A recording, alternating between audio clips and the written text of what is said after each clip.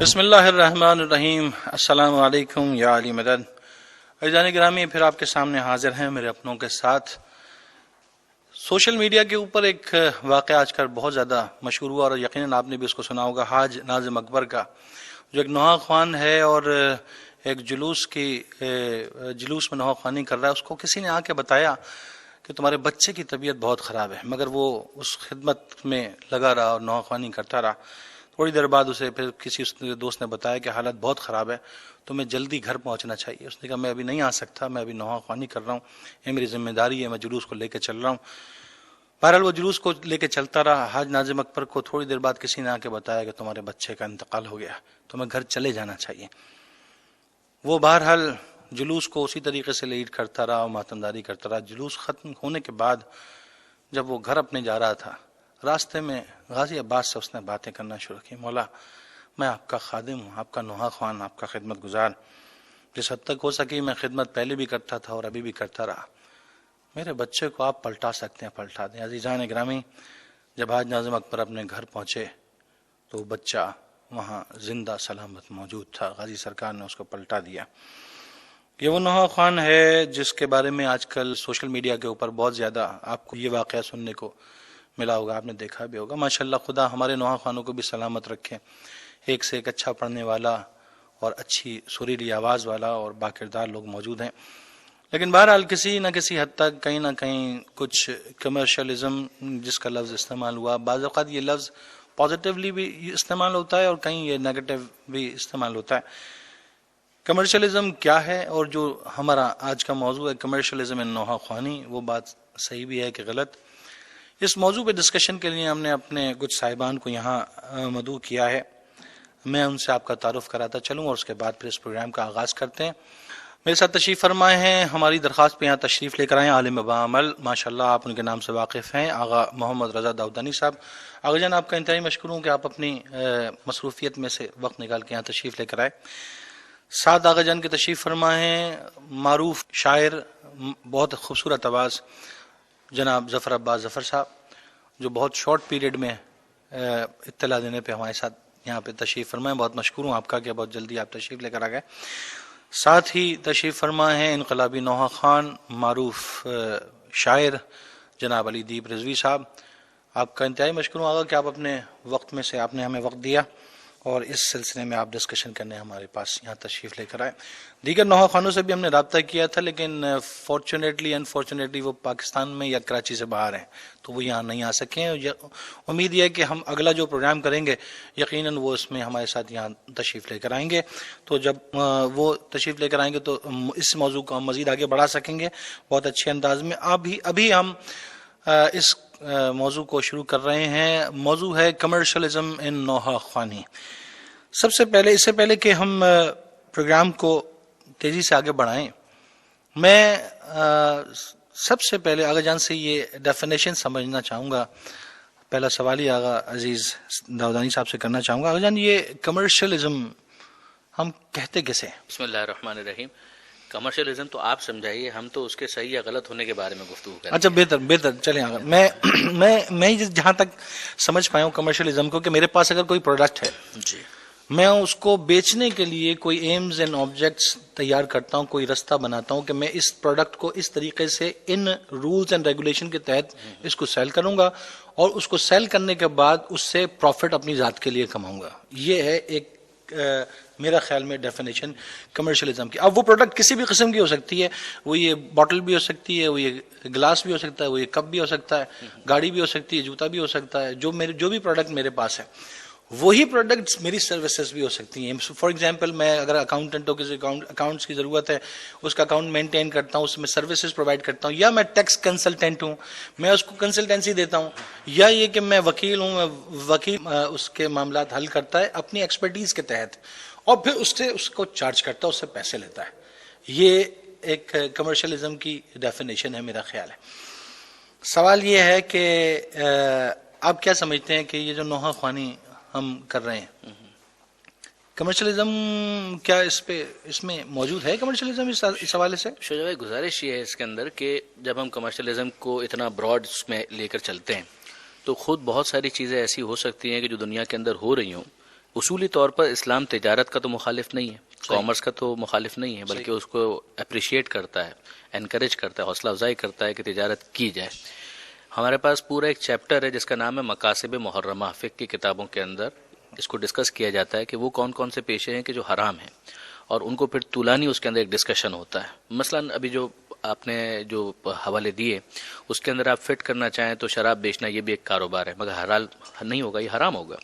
اسی طریقے سے اگر آپ دیکھیں گیمبلنگ، اگر کوئی جوئے کا اڈا چلا رہا ہے تو وہ بھی اس کی نظر میں ہو سکتا ہے پیشہ ہو سکتا ہے کسی لا آف لینڈ کے مطابق کسی جگہ پر اس کو ایک لیگل اسٹیٹس بھی حاصل ہو، مگر شرعاً اسلامی اعتبار سے یہ جائز نہیں ہوگا۔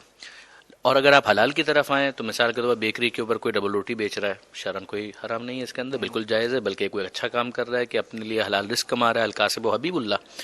اسی طریقے سے مثلا اگر کوئی سروس انڈسٹری کے اندر اپنی سروسز آفر کر رہا ہے، مثلا وہ ڈاکٹر ہے کلینک کے اندر بیٹھ کر سروس دے رہا ہے، یا مثال کے طور پر لائر ہے وہ اپنی سروسز دے رہا ہے، یا کنسلٹنسی فراہم کر رہا ہے، یہ تمام تر چیزیں بالکل جائز ہو جائیں گی۔ ایک ٹیچر ہے، پروفیسر ہے، لیکچرار ہے، یہ سارے کے سارے سروس انڈسٹری کی بہت اچھی ایگزامپلز ہیں۔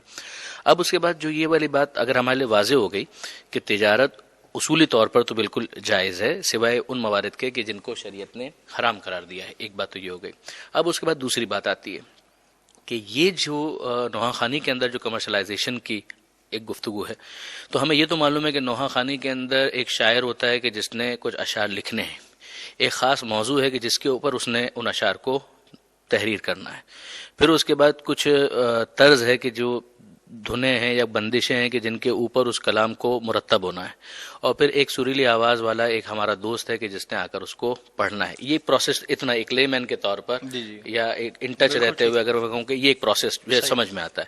اب اس کے اندر کمرشلائزیشن کہاں پر آ کر ہٹ کرتا ہے تاکہ پھر اس پر ہم تبصرہ کر سکیں، تو اب جب کمرشلائزیشن کو ادر دین نوحہ خانی ہم نے سمجھا، نوحہ خانی کو سمجھا، اب ان دونوں کے درمیان کیا وہ چیز ہے کہ جس کے ایکومولیٹ ہونے کے بعد اور جس کے کمپاؤنڈ ہونے کے بعد اس کا افیکٹ اس کے اوپر آتا ہے، اگر اس کو تھوڑا سا آپ ایلوبریٹ کر دیں تو شاید اس کے اوپر کچھ بہتر تبصرہ ہو سکے۔ بہت اچھی بات ہے، اگر ہم اپنا موضوع آگے بڑھائیں گے تو یقیناً یہ خود ہی ایلیبریٹ ہو جائے گا۔ ظفر بھائی تشریف فرمائیں۔ ظفر بھائی یہ بتائیے مجھے کہ یہ جو نوحہ خوانی آج کل آپ دیکھ رہے ہیں، نوحہ خوانی جو آج کل ہو رہی ہے اور پرانے نوحہ خوان جو ہمارے پہلے موجود تھے، ان میں نوحہ خوانوں میں اور آج کے نوحہ خوانوں میں آپ کچھ فرق محسوس کر رہے ہیں کہ وہ کس طرح سے آتے تھے، کیا ان کا رہن سہن تھا؟ اور جب اگر میں سوال کروں کہ میں نوحہ خوان بلانا چاہتا ہوں تو مجھے ان کو بلانے کے لیے کیا کرنا پڑتا تھا؟ آپ کی مسکراہٹ جو ہے نا یہ خطرناک ہے، اور آج کل مجھے کیا کرنا پڑتا ہے؟ تو تھوڑی بات واضح ہو جائے گی کہ اصل میں کمرشلزم ہے کیا۔ بسم اللہ۔ اعوذ باللہ من الشیطان الرجیم، بسم اللہ الرحمن الرحیم۔ مجھ سے بہتر جاننے والے یہاں میرے دونوں طرف موجود ہیں۔ بات یہ ہے کہ اگرچہ حضرت نوح سے نوح کو نسبت دی جاتی ہے، اور اس کے بعد کربلا کے واقعے کے بعد ہم اگر دیکھیں تو دو قسم کی شاعری وہاں سے چلی۔ ایک تو رجز جو جنگ کے موقع پہ اپنا تعارف بیان کیا جاتا ہے، اور اس کے بعد اگر کوئی مظلومی کی حالت میں قتل ہو گیا تو وہ مرثیہ کہلاتا تھا، اور اس کے بعد یہ سلسلہ اعضا کا سلسلہ شروع ہوا۔ نوحہ خانی کا تعلق جہاں تک ہے، ہم نے ان مایا ناز نوحہ خانوں کو سنا جو حلیے سے بھی لگتے تھے کہ غم کی کسی مجلس میں تشریف لائے ہیں۔ سچے بھائی ہوئے، ناظم بھائی ہوئے، آفاق بھائی ہوئے، چھجن صاحب ہوئے، جعفر ددہ تھے، یہ حیدری علی بستی کے علی بھائی ہیں، آفاق بھائی ہیں ماشاءاللہ، آل حیدر بھائی تھے، ضیاء بھائی۔ میں ابھی حال ہی میں سن کے میں آ رہا ہوں، اور وہی پرانی نوحہ خانی ابھر کے آ گئی تصور میں، جو ایک سلسلہ ہوتا تھا۔ تو وہ نوحہ خانی بتاتی تھی کہ یہ کوئی غم کا ماحول ہے۔ اچھا، آج کی نوحہ خانی میں فرق تو ہے بہرحال، وہ نوحہ خانی اور آج کی نوحہ خانی، اور جہاں تک شاعری کا تعلق ہے اس میں بھی فرق ہوا کہ مسدس کو مرثیہ کہا جا رہا ہے، اور منقبت کو سلام کے طور پہ پیش کیا جا رہا ہے، اور قطعات کو رباعی کے طور پہ پیش کیا جا رہا ہے، جبکہ شاید بہت کم لوگ جانتے ہوں کہ رباعی کی بہر جو ہے بالکل مختلف ہوتی ہے۔ اسی طرح نوحہ خانی میں بھی چینج آئی، لیکن اس چینج میں بھی بہرحال پیغام جا رہا ہے۔ وہ جو نوحہ خانی تھی سچے بھائی وغیرہ والی، وہ بالکل ایک الگ سلسلہ تھا جس نے بالکل غم کا تاثر قائم کیا ہوا تھا۔ آج پیغام کی صورت میں جا رہا ہے، اور آج ہم دیکھ رہے ہیں وہ والی نوحہ خانی، میرا جو خیال ہے یہ تھا کہ اعضا خانوں تک محدود رہتی تھی، عزا خانوں میں سن رہے ہوتے تھے لوگ. آج جو پیغام جا رہا ہے، میں پہلے والے کی مخالفت نہیں کر رہا، اصل نوحہ خوانی وہی تھی، لیکن آج جو پیغام جا رہا ہے، میں نے دیکھا کہ آج کے پڑھنے والوں کی تقلید میں اہل سنت کے بچے بھی پڑھ رہے ہیں، تو یہ ایک پیغام تو جا رہا ہے. چینج ضرور آئی ہے بہرحال، اور پھر ہمیں امید ہے کہ پھر چینج آئے گی، اور انشاءاللہ جو اصل نوحہ خوانی کی طرف سلسلہ تھا وہاں پلٹے گی. تو چلیں، یہ تو خیر نوحہ خوانی کی بات ہو گئی نا، آپ نے اچھی بات کی کہ یہ نوحہ خوانی پہلے کیا تھی، ابھی کیا تھی. ہم تھوڑا سا آگے چلیں گے.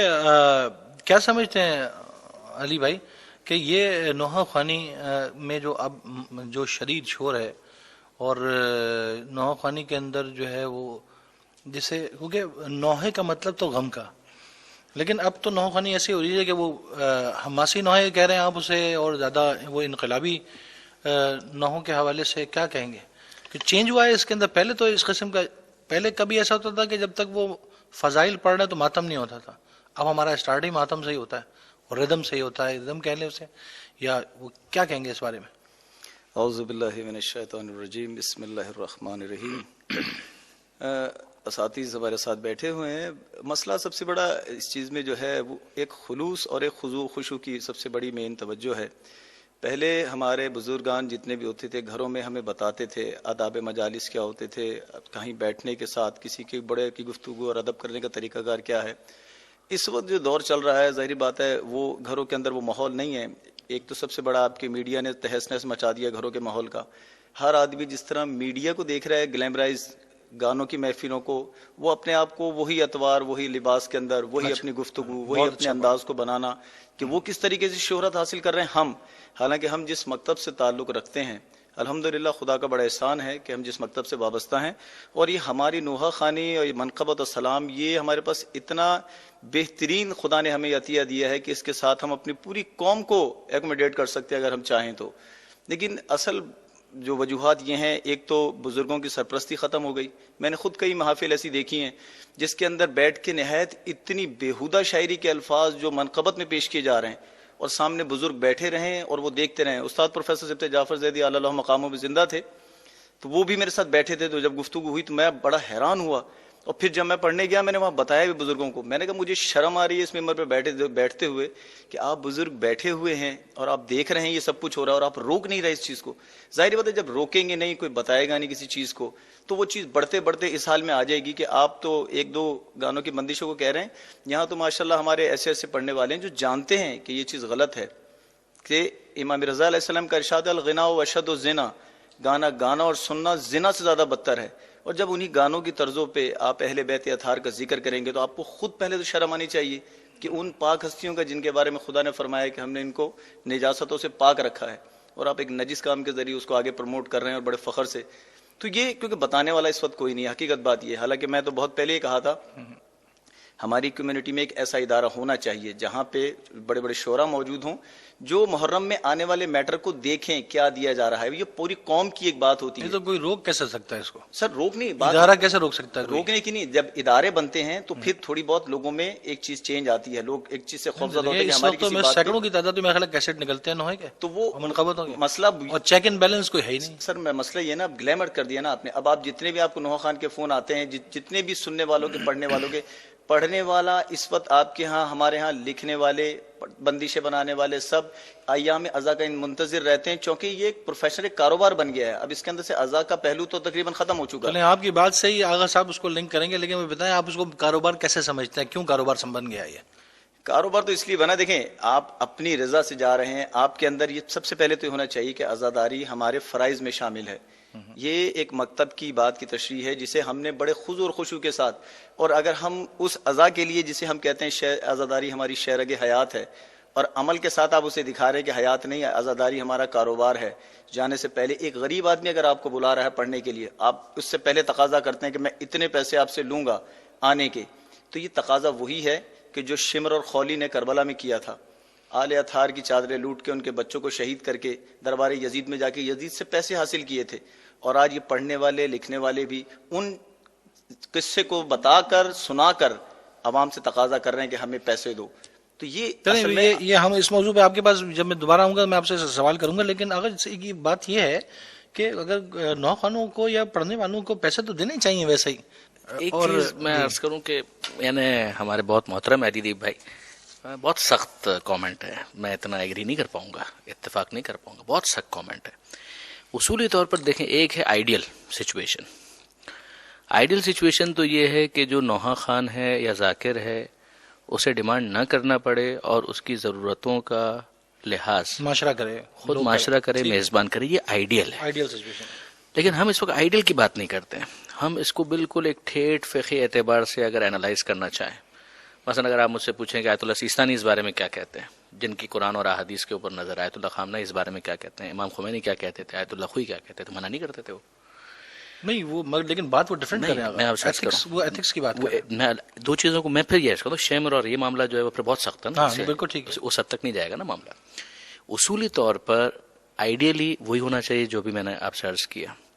لیکن اگر مثال کے طور پر کوئی شخص ایک اچھا کام انجام دیتا ہے اور اس کو ایک پروفیشن کے طور پر استعمال کرتا ہے، للہیت کا جذبہ بھی اس کے اندر موجود ہے، یہ شاید آپ کو بات عجیب لگے، لیکن میں مثال کے طور پر آپ کی خدمت میں 2-3 مثالیں عرض کرتا ہوں کہ ایک مدرس مدرسے کے اندر کلاس کنڈکٹ کرتا ہے اور وہ وہاں پر ٹیچنگ کر رہا ہے خالصتاً دینی مدرسے کے اندر، کیا اس کی کوئی تنخواہ نہیں ہونی چاہیے؟ ہونی چاہیے. اچھا، کس جسٹیفیکیشن کے تحت؟ اگر یہ معاملہ ایسا ہی ہے، ایسا نہیں ہے یہ معاملہ. یا مثال کے طور پر آپ اس کو تھوڑا سا اور آگے لے آئیے، ہم کہتے ہیں کہ کار پیغمبری ہے، اساتذہ کا جو کام ہے وہ کار پیغمبری ہے، معلم ہے، وہ تعلیم دیتا ہے. مثلا اسکول آپ چلا رہے ہیں اور آپ بچوں کی تربیت کر رہے ہیں، وہ اساتذہ کے ذریعے سے ہی ہوگا، تو کیا واقعی اس جاب کے لیے اس کو کوئی پیمنٹ نہیں ملنی چاہیے؟ لیکن سینیریو تھوڑا سا چینج کروں گا. اگر ایک شخص آیا ایک معلم کے پاس اور اس سے کہتا ہے کہ بھائی میرے پاس پیسے نہیں ہیں لیکن مجھے تم یہ سبجیکٹ پڑھا دو، وہ کہ پیسے دو گے تو پڑھاؤں گا ورنہ نہیں پڑھاؤں گا. درست. اب میں آپ سے یہ سوال کرتا ہوں کہ کیا واقعی اس کے اندر کوئی حد بندی کی ہے شریعت نے، یا اس کو بالکل اوپن چھوڑ دیا ہے؟ جہاں تک واجبات کا معاملہ ہے، یعنی اگر یہ شخص اس چیز کو اگر بیان نہیں کرے گا تو اس کا نتیجہ یہ ہوگا کہ یہ اپنے واجب کو انجام نہیں دے سکے گا. شریعت کہتی ہے کہ یہاں پر تو بائی اینی مینز آپ کو بیان کرنا ہی کرنا ہے. یا مثال کے طور پر آپ نے بیان نہیں کیا تو یہ چیز یہ شخص جو ہے حرام کے اندر پڑ جائے گا، اور آپ کہیں گے نہیں مجھے پیسے نہیں دو گے تو میں تو تم کو بتاؤں گا ہی نہیں کہ یہ حرام ہے یا حلال. نو، اس کے اندر شریعت کہتی ہے تو آپ کے لیے ویسے ہی واجب ہے. اگر آپ کو دے دے تو اچھی بات ہے، نہ بھی دے تو آپ نے بیان کرنا ہے. آپ کو میں ایک مثال دیتا ہوں اور دوسری مثال دیتا ہوں. ایک ڈاکٹر ہے، وہ کلینک لگا کے بیٹھا ہوا ہے. اس کو تھوڑا سا براڈلی ہم اسٹڈی تو کریں نا اس کے اندر. بالکل کریں. ایک ڈاکٹر ہے، وہ کلینک لگا کر بیٹھا ہے. یہ ڈاکٹری کا پیشہ ایسا ہے جس کو واجب کفایت شمار کیا گیا ہے. یعنی اتنے افراد کو ڈاکٹر بننا ہی بننا ہے کہ جسے سوسائٹی کی ریکوائرمنٹ اور need in this particular area پوری ہو سکے. ایریا سے میرے مراد علاقہ نہیں ہے، یعنی اس شعبے کے حوالے سے لوگ بیمار پڑیں گے، ان کو ڈاکٹر کی ضرورت ہے. شریعت کہتی ہے واجب کفایت ہے، اتنے افراد ڈاکٹرز بنے کہ جس کے بعد یہ ضرورت پوری ہو جائے. افراد ڈاکٹر بن گئے اور انہوں نے کلینک لگا لیا. کیا یہ آنے والے مریض سے فیس وصول کر سکتے ہیں؟ بالکل 100% کر سکتے ہیں. اگر ایک ایسا مریض آ گیا کہ جس کو یہی ڈاکٹر ٹھیک کر سکتا ہے، کوئی دوسرا ڈاکٹر ٹھیک ہی نہیں کر سکتا، اس موقع پر کیا ذمہ داری ہے؟ اس کے پاس فیس نہیں ہے. اگر اس کے پاس فیس نہیں ہے تو اس کو اس کا علاج کرنا ہے، چاہے یہ ایک پیسہ بھی اس کو نہ دے سکے، اس لیے کہ اب یہ متعین ہو گیا کہ اسی کی یہ ذمہ داری ہے اور اسی کے پاس وہ نسخہ موجود ہے جس سے اس کا علاج ہو سکتا ہے. اور حفظ جان جو ہے محترم ہے، واجب ہے، اور اس کے اوپر کوئی کمپرومائز نہیں ہو سکتا. اب میں آپ سے کوشچن کرتا ہوں کہ کیا نوحہ خانی کا معاملہ ایسا ہے کہ جس کو ہم اس لیول کے اوپر لے جائیں؟ نو ڈاؤٹ ایک واجب کفایت والا عنوان آ جائے گا کہ بھائی اعضاء کی جو کیفیت ہے وہ تو ہونی چاہیے، بالکل ہونی چاہیے. مگر سوال سارا یہ ہے کہ اگر یہ شخص مثال کے طور پر اس جگہ پر جا کر نوحہ خانی نہیں کرے گا تو جتنے افراد ہیں وہ حرام کے اندر مبتلا ہو رہے ہیں. نہیں، ایسا نہیں ہے. ایسا نہیں ہے. آپ اگر کہیں مثال کو ہر شخص جو ہے وہ ایک مشہور نوحہ خان ہے، اس کو بلانا چاہتا ہے، اور ہم طے یہ کریں اس موقع پر کہ اگر کسی نے آپ کو فون کیا ہے تو آپ کو جانا ہی جانا ہے، تو شجاع بھائی آپ خود سروائیو نہیں کر پائیں گے، علی دیپ رضوی صاحب سروائیو نہیں کر پائیں گے، ظفر صاحب سروائیو نہیں کر پائیں گے، میں سروائیو نہیں کر پاؤں گا. یعنی اگر ہم یہ طے کر لینا، ذرا سوچیے گا، ایزیوم کریں کہ جس نے آپ کو فون کیا آپ کے لیے پہنچنا واجب ہے شریعت کے اعتبار سے، اور آپ کے خلوص کا تقاضا یہ ہے کہ آپ نے پہنچنا ہی پہنچنا ہے. اس کا مطلب کیا ہے؟ اس کا مطلب یہ ہے کہ جیسے ہی ایک دن کے اندر کوئی 10 افراد آپ کو فون کرتے ہیں اور کہتے ہیں کہ کل ہمارے گھر پہ پروگرام ہے، تو آپ نے لازماً پہنچنا ہی پہنچنا ہے. 5 منٹ کے لیے ادھر، 5 منٹ کے لیے ادھر، 5 منٹ کے لیے ادھر، بس.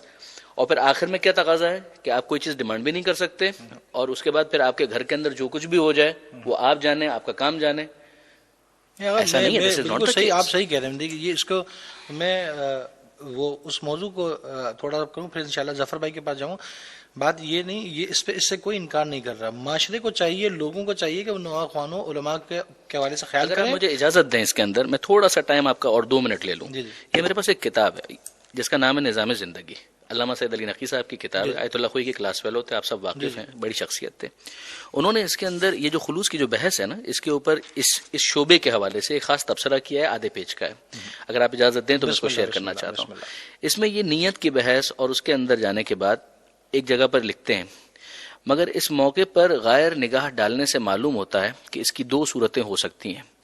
ایک یہ کہ اس شخص کو اس عمل کے انجام دینے کا محرک سوائے روپیے کے کچھ ہو ہی نہ، اور کوئی تصور اس کی للہیت کا پایا ہی نہ جاتا ہو.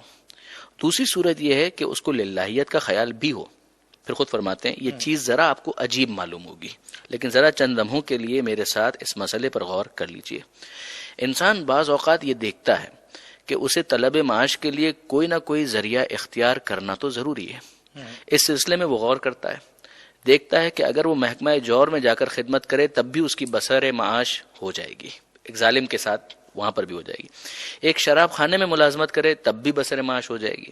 کسی دکان کا ایجنٹ ہو اس میں بھی بسر معاش ہو جائے گی. 3 آپشنز ہوئے، اب چوتھا. اور اس سب کے مقابلے میں فرض کیجئے ذاکری کو اختیار کرے، طبابت کو اختیار کرے تو یہ بھی بسر معاش کا ذریعہ ہے. اس کے دل میں یہ خیال پیدا ہوتا ہے کہ اگر وہ پہلی ملازمت کرے، وہ ظالم حاکم والا، تو ناجائز باتوں کا ارتکاب کرنا پڑے گا. دوسری صورت بھی ناجائز ہے، شراب والا معاملہ. تیسری صورت میں بسر معاش تو ہو جائے گی دکان کا ایجنٹ، لیکن کوئی دینی فائدہ اس سے پھر بھی حاصل نہیں ہوگا. چوتھی صورت میں وہ دیکھتا ہے کہ اس صورت میں دینی فائدہ حاصل ہوگا یا خلق خدا کو فائدہ حاصل ہوگا. ذاکری اور طبابت کو، میڈیکل کو انہوں نے جوڑ لیا. جو خدا بند عالم کو مطلوب و مقصود ہے وہ اپنے بسر و اوقات کے لیے اس سلسلے کو اختیار کرتا ہے. بہت ممکن ہے کہ اسے پہلے پیشوں میں روپیہ زیادہ حاصل ہوتا، لیکن وہ اس زیادتی سے قطع نظر کرتا ہے اور اس صورت پر اپنی قلیل معیشت پر اکتفا کرتا ہے. اس صورت میں وہ جو کچھ کرتا ہے بے شک پیشے کی صورت سے ہے، مگر اس پیشے کو اختیار کرنا اس کا خداوندی منشا کو پیش نظر رکھنے کی بنا پر اور دینی مفاد کے ماتحت تھا. اس صورت میں یقیناً وہ جو کام انجام دیتا ہے اس پر ثواب کا بھی حقدار ہے. اب اس کا دار و مدار بالکل نیت پر ہو گیا اور ہماری زبان بندی ہو گئی. یعنی ہم کو کسی ایسے شخص کی نسبت جو اس طرح کے ذرائع کسب معاش کے لیے اختیار کرے، یہ کہنے کا حق نہیں رہا کہ اس کا عمل باطل ہے. یہ خدا ہی جانے گا کہ اس کی نیت کیا تھی اور اس کا عمل کن جذبات و احساسات کے ماتحت. اس سے کسی کو انکار نہیں ہوگا، لیکن سینیریو یار تھوڑا سا ڈفرینٹ ہے. اس سے تو کسی کو انکار نہیں ہے. نہیں، میں اس پہ آپ سرچ کروں. دیکھیں، ایک دفعہ یہ چیز ہم پرنسپل اسٹیبلش کریں کہ ہاں واقعی یہ ہے یا نہیں. Now come to the point. اس سے کوئی اختلاف نہیں کر رہا. بیسک بات سچویشن، میں سینیریو کو ریڈ کرتا ہوں. آپ نے مجھے فون کیا شاہ بھائی یار فلاں جگہ نواخوانی کرنی، میں نے کہا جی میں آ جاؤں گا، بالکل آ جاؤں گا. اب کہ جو تو اس میں آپ نے کہیں سوال کر لیا، مجھ سے نہ بھی کرے تو میں بتانے کو پہلے ہی تیار ہوں. آپ مجھ سے پوچھ لیا کہ بھائی کیا نظرانہ ہوگا، میں نے کہا یار میں 10,000 روپے لوں گا آپ کے پاس آنے کے لیے. یار میں کہوں گا یار 10,000 روپے تو میرے پاس نہیں ہوں گے، میں 5,000 روپے آپ کو دے سکتا ہوں. اب میں اس پہ باقاعدہ نیگوشیشن کر رہا ہوں کہ میں نہیں 5,000 روپے تو کم ہو جائیں گے، آپ چلیں مجھے 8,000 روپے دے دیجیے گا، کہیں لے جا کے ہم اس کو سیٹل کریں. اچھا اس سے بھی زیادہ ورس سینیریو یہ ہے کہ میں اگر فار ایگزامپل غریب آدمی ہوں تو میں نہیں بلا سکتا ردیف رضوی کو یا شجاع رضوی کو یا اچھے پڑھنے والے کو، کسی ہمارے علاوہ اچھے پڑھنے والے جو ہے ان کو نہیں بلا سکتا، اس لیے کہ وہ ڈیمانڈنگ ہے کہ اگر تم یہ دو گے تو میں آؤں گا، ورنہ میں نہیں آ رہا. میں پھر اب سرچ کر رہا ہوں علی شجاع بھائی، ہو سکتا ہے کہ آپ کو مجھ سے یہ باتیں عجیب لگ رہی ہیں. نہیں بالکل اچھا لگ رہا ہے. میں آپ سے بالکل واضح عرض کر رہا ہوں کہ جو فقہی اعتبار سے ہے نا، مراجع نے اس حوالے سے ذاکرین کو مشورہ یہ دیا ہے کہ آپ طے کر لیا کریں، تاکہ بعد میں نہ آپ کا دل خراب ہو، نہ بعد میں آپ کو رنجش ہو، نہ آپ کو بعد میں برا لگے، اور بعد میں آپ کو یہ ہو کہ میں نے اتنی محنت کی، یہ کیا وہ کیا اور میرا تو خیال ہی نہیں رکھا. صحیح، تاکہ یہ نہیں کر لیا کریں. آغا سیستانی وغیرہ اس حوالے سے بہت کلیئر ہے. میں آپ سے یہ دیکھیں بات سنیں، دیکھیں اس کے اندر once you are talking about a profession brother, میں نے بھی MBA کیا ہے. صحیح بات ہے. ڈیمانڈ اینڈ سپلائی جو ایک رول ہے نا، وہ خود اپنی جگہ پر اپنے ایگزسٹنس کو شو کرتا ہے اور پریزنس کو فیل کرواتا ہے. آپ اگر ایک چیز ایسی ڈیمانڈ کر رہے ہیں کہ جو جسٹیفائیبل نہیں ہے، تو آپ 2-4 اس طرح کی ڈیمانڈس کے بعد خود سمجھ جائیں گے کہ آپ غلط ڈیمانڈ کر رہے ہیں. میں آپ کی خدمت میں عرض کروں، ایک آدمی آپ کو ٹیوشن پڑھانے کے لیے اپنے گھر پہ چاہیے بچوں کے لیے، وہ اپنی دانش میں سمجھ رہا ہے کہ اس کی ویلیو بہت زیادہ ہے. You are not in position to afford, what will happen? یہ 2-4-5-10 جگہ پر کوشش کرنے کے بعد سمجھ جائے گا کہ بھائی میں اپنے تئیں اپنے آپ کو کتنا ہی ترم خان سمجھ رہا ہوں، لیکن اس وقت میرے لیے اس کے علاوہ کوئی آپشن ہی نہیں ہے کہ میں اسی کے اوپر ہیپیلی اپنے آپ کو انگیج کروں. صحیح. اگر میں یہ کام کرنا چاہتا ہوں, otherwise I will have to shift from this profession to اندر, کسی اور جگہ مجھے جانا پڑے گا. تو اب میں اس کے اندر آپ سے واضح عرض کر رہا ہوں کہ دیکھیں, ایڈوائس اگر آپ مجھ سے مانگتے ہیں, میں پہلی ایڈوائس دے چکا. آئیڈیلی تو یہ ہونا چاہیے کہ دوسرے افراد خود خیال رکھیں اور اس کو ڈیمانڈ ہی نہ کرنا پڑے. مگر انفارچونیٹلی شجاع بھائی, آپ بھی ہیں فیلڈ کے اندر, میں بھی فیلڈ کے اندر ہوں, یہ لوگ بھی فیلڈ کے اندر ہیں. کیا واقعا ہمارا معاشرہ اتنا زیادہ اس حوالے سے کیئرنگ ہے؟ نہیں, بالکل نہیں. ہمارے معاشرے کے اندر اگر آپ چاہیں تو میں آپ کے ساتھ کئی ایسے واقعات شیئر کر سکتا ہوں, اس لیے کہ میں اس وقت اپنوں کے ساتھ بیٹھے نا, ہم اس کو ڈسکس بالکل بھی کریں گے. میں آپ سے عرض کروں کہ اس وقت مثال کے طور پہ 50,000 روپے کا نیاز کا کھانا کھلانے میں اس کے لیے کوئی پرابلم نہیں ہے, لیکن وہ جو ذاکر ہے یا وہ جو نوحہ خان جو آیا ہے اس کو اکوموڈیٹ کرنے میں شاید اس کا دل اتنی جلدی راضی نہیں ہوگا. نہیں ہوتا. یہ ایک دوسری ایڈوائس جو اس کے اندر میں دینا چاہوں گا وہ کیا ہے کہ مثلا شجاع رضوی صاحب بہت معروف نوحہ خان ہیں, مثال کے علی دیپ رضوی صاحب بہت زیادہ کلک کر چکے ہیں, ظفر صاحب ماشاءاللہ ایک نام ہے, فیم ہے. چاہے کسی جگہ پر ان کو بلایا جائے یا نہ بلایا جائے, 10 جگہوں پر جائیں تو 2 جگہیں خود ایسی ٹرائی کریں. مثلا کسی ایسی جگہ پر جائیں جو غیر معروف ہے, جہاں کے افراد ایکسپیکٹ ہی نہیں کرتے کہ یہ بھی آ کر ظفر عباس صاحب آ کر ہمارے یہاں پڑھیں گے, لیکن نہیں, وہ خود سے چلے جائیں. علی دیپ صاحب آئیں گے, شجاع صاحب آئیں گے, یہ آئیں گے, وہ آئیں گے, وہ نہیں بھی ایکسپیکٹ کر رہے ہیں, آپ جائیں اور اس طریقے سے کچھ جگہوں پر جا کر اپنی اس نوحہ خانی کو وہاں پر, چاہے آپ کو کچھ بھی نہ ملے, لیکن یہ کہ وہاں پر آپ چلے جائیں, یہ میری ایڈوائس ہے. میں اس کو بھی کوئی obligatory نہیں کہہ سکتا, لیکن میں اس کو ایڈوائس کے طور پر ضرور کہوں گا کہ اس بہانے وہ جو ایک اخلاقی اور ایتھیکل جو ویلیوز کا معاملہ ہے اس کو ہم ایڈریس کر پائیں گے. بہت شکریہ, بہت اچھی آپ نے ایڈوائس دی. ہم آگے بڑھتے ہیں. اصل میں بیسیکلی اگر کچھ سے میرے متواتر 2-3 سوالات کا معاملہ یہ تھا کہ تاکہ موضوع مزید کھل جائے. سوالات آپ سے اہم سوال یہ آگا کہ آپ جس وقت, آپ تو شاعری بھی کرتے ہیں, آپ بندشیں بھی خود ہی بنا کے دیتے ہیں؟ پہلا مختصر سا جواب یہی کہ وہ پہلے اگر اجازت دیں تو اسی موضوع کو میں تھوڑا سا سلسلے وار کر لوں. پہلی بات تو یہ کہ رسول نے جو شریعت پہنچائی اس کا بھی اجر مانگا امت سے, اور اجر رسالت. میرا اگلا سوال ہی اجرت پہ ہی ہے, اس لیے میں آپ سے یہ پوچھ رہا ہوں کہ آپ بندش خود بنا کے دیتے ہیں یا آپ صرف نوحہ خود لکھ کے دے دیتے ہیں؟ میں بہت کم کی ہے بندش, لیکن آپ کرتے ہیں ایسا. اب میرا سوال یہ اجرت کے حوالے سے, آپ جب لکھ کے دیتے ہیں تو آپ خود کچھ ڈیمانڈ کرتے ہیں کیا؟ میں ابھی یہی بتانے والا تھا کہ یہاں سے لے کے آسٹریلیا تک اور اس طرف امریکہ تک اور لنڈن تک اگر کوئی یہ کہہ دے کہ ظفر عباس ظفر نے ڈیمانڈ کی آنے کی بھی یا نوحے کے لیے, تو میں یہ سلسلہ ہی چھوڑ دوں گا. خیر بات کیا. اچھا, دوسری بات یہ کہ نہیں, جب یہ صحیح ہے تو پھر آپ کیوں نہیں کرتے؟ نہیں, بات یہ ہے کہ میں یہ خیال کرتا ہوں کہ بانی خود ہی خیال کر لے گا تو بہتر ہے. ممکن ہے میں جتنی مانگ رہا ہوں اس سے زیادہ اس کے ذہن میں ہو دینے کی, تو میں اپنا نقصان کیوں کروں. تو اور دوسری بات یہ کہ اس وقت جو ہے نا, جہاں ذاکرین کے یہ مسائل ہیں وہاں بانیوں کے بھی مسائل ہیں. بانی بھی جو مقابلے پہ اترا ہوا ہے کہ اس کے یہاں جو ہے اتنے لوگ آئے تھے تو میرے یہاں میں یہ نام رکھوں گا, تو اصل میں اس مقابلے نے جو ہے نا وہ ڈس بیلنس کر دیا ہے سارا سلسلہ. تو بانی بھی اپنے نام کے لیے کام کر رہا ہے, تو اگر اس سے ڈیمانڈ ہو رہی ہے, اچھا وہ بھی اس لیے نام نہیں کر رہا کہ مولا کی بارگاہ میں نام ہو, اسے آگے الیکشن لڑنا ہوگا تو اس میں اس کا کام آئے گا وہ سارا سلسلہ کہ یہ تو مذہبی طور پہ بھی بڑا نام ہے, یہ تو اپنے یہاں جو ہے وہ بڑے بڑے نام بلا لیتا ہے, اور یہ وہ اپنے ذاکرین کو جہاز میں بلاتا ہے. یہ سب چیزیں میں وہ بتا رہا ہوں جو پنجاب میں اور سندھ میں جو بڑے عزاداری کے مرکز ہیں یہ سب رائج ہیں. تو جہاں ذاکرین کی تھوڑی سی کمزوریاں ہیں وہاں بانیوں نے بھی اس کو خراب کیا ہوا ہے سلسلے کو. اچھا, دوسری بات قبلہ نے فرمائی, ایسی جگہوں پہ ہمارا واسطہ پڑا ہے کہ گئے تو خالی لفافے بھی ملے ہیں, اور اس پہ بھی ہم نے شکر ادا کیا مولا کا. اچھا, ایسا بھی ہوتا ہے کہ لفافے, دیکھیں ایک تو لفافہ نہ ملنا ہوتا ہے, ایک یہ ہے کہ لفافہ ہوتا ہے لیکن خالی ہوتا ہے. اچھا, بعض جگہ تو یہ بھی ہوتا ہے کہ بانی جو بلاتا ہے نا وہ جب پروگرام ختم ہو رہا ہوتا ہے غائب ہو جاتا ہے. ہاں, یہ تو نظر ہی نہیں آتا پھر کہاں. یہ تو ہم اکثر بھگتتے ہیں. ہاں, تو یہ ان سلسلوں نے بھی ذاکرین کو تھوڑا سا ہوشیار کیا. اور جہاں تک قبلہ نے کہا کہ طے کرنے میں کوئی حرج نہیں ہے, ٹھیک ہے, طے اس طرح سے ہونا چاہیے کہ بانی بھی ذکر جاری رکھ سکے. کسی ذاکر کی وجہ سے اگر کہیں مجلس بند ہو گئی ہے تو وہ اس کا ذمہ دار ہے. چلیں, اچھی بات ہے. یہ مسئلہ. اچھا, علی دیپ سے میں ایک سوال کرنا یہ چاہوں گا. آپ چونکہ نوکری پیشہ آدمی جاب کرتے ہیں, آپ جاب کرتے ہیں یا بزنس کرتے ہیں, جو بھی آپ کا تو ذریعہ معاش ہے, اس لیے تو بہت زیادہ سخت نہیں ہوئے آپ اس معاملے. سختی کی بات نہیں ہے. بات میں نے آپ سے کہا تھا کہ سب سے بڑی بات یہ کہ آپ کے دل میں عشق حسین کا کیا خلوص ہے.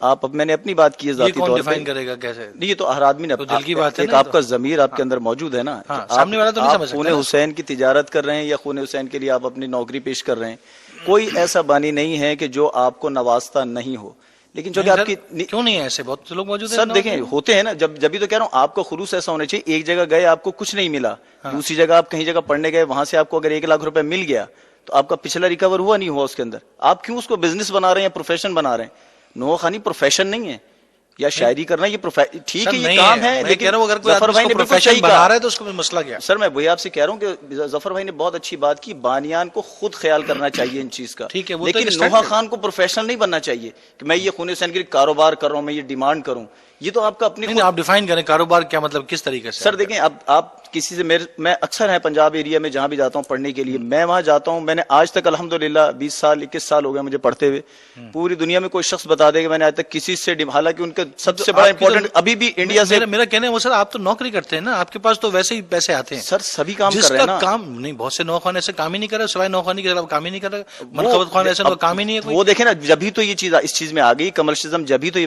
زیادہ بڑھ گیا چیز، کیوں نوکری نہیں کرتے آپ کے دونوں ہاتھ پاؤں سلامت نہیں ہیں تو یہ نوکری ہے نا سر، تو کیوں نہیں کرتے؟ سر یہ تو نوکری آپ کی، اس لیے تو کہہ رہا ہوں یہ نوکری آپ کے فرائض میں شامل ہے، اس کو خلوص کے ساتھ کیجئے نا۔ سرکار آپ اجازت دے دیں کہ مائک مستقل کھلے رہیں، اس کو کیونکہ اب ایسے موڑ پہ آ گئی ہے گفتگو۔ اس کو ہم پیسوں کے لیے کیوں استعمال کریں جب ہمارے پاس خدا نے ہمیں سب کو، ہم بھی تو اپنا بزنس کر رہے ہیں الحمدللہ، اور آل محمد کسی کا احسان نہیں رکھتے، یہ تو آپ کو معلوم ہے اس چیز کے بارے میں۔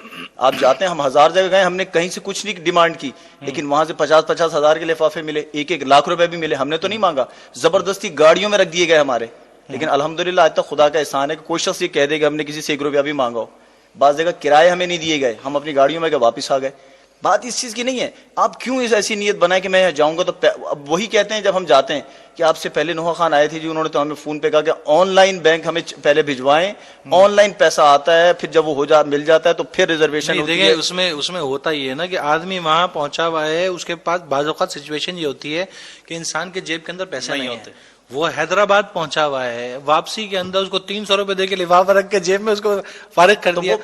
دیکھیں نا وہ ظفر بھائی نے بات کی نا، وہ تو پھر بانیان کی ہے نا، پھر ایک دفعہ انسان کا سر آپ مجھے اب یہ بتائیں کہ وہ آدمی تو پھنس گیا نا سر، دیکھیں ایسی صورت کے اندر تو وہ مانگے گا اور کیا کرے گا؟ دیکھیں آپ کا رائٹ، آپ کا ٹی اے ڈی اے تو 100% آپ نے ہر بانے سے پہلے بتانا ہوتا کہ ہمارا یہ ہم نے اس خرچے میں آنا ہے۔ کی کہ پروگرام ختم ہونے سے پہلے بانی غائب ہو جاتے ہیں کئی جگہ سے، یعنی وہ یہ تو یہ سچویشن بھی تو ہے نا، آپ تو مجھے معلوم ہے میرے ساتھ ایک تو آپ آئیڈل سچویشن کی بات کریں جس کے بارے میں آغا صاحب نے یہ کہا کہ یہ ہونا چاہیے کہ معاشرے کو خود علماء کا خیال کرنا چاہیے، خود نوحہ خانوں کا، یہ تو آئیڈیل سچویشن ہے۔ یہ سچویشن کریٹ ہی اسی لیے ہوئی، جو مانگنے والی ڈیمانڈنگ سچویشن کریٹ ہوئی وہ اس لیے کریٹ ہوئی کہ والا گم ہو گیا، پانی والا۔